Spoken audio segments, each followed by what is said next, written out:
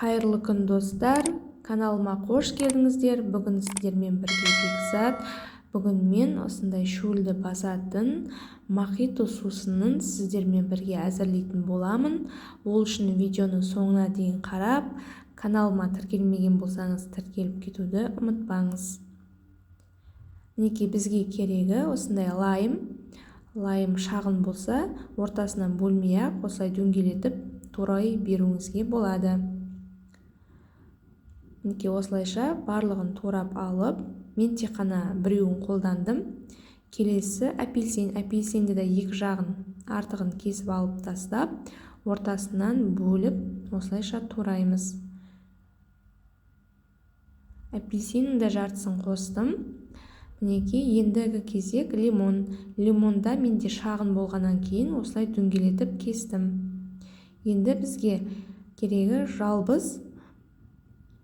Оны да артық жерлерін алып тастап, осылай жапырақтарын қоссаңыздар болады.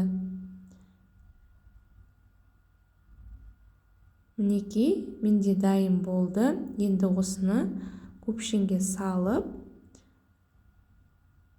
барлығын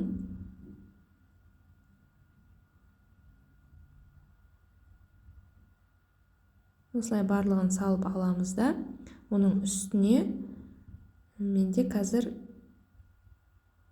сарағашты құятын боламын.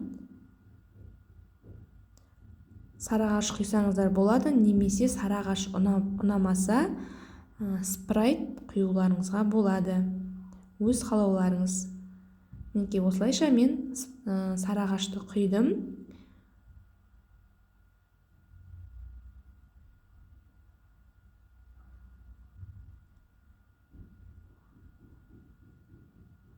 Осылай құйып, және де оны араластырып, шамалы 5-10 минутқа қойып қойсаңыздар, барлық жемістердің дәмі шығып, керемет дәм беретін болады.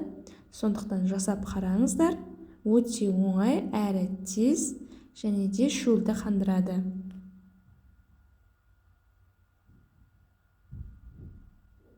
Мінекей өздеріңіз көріп тұрғандай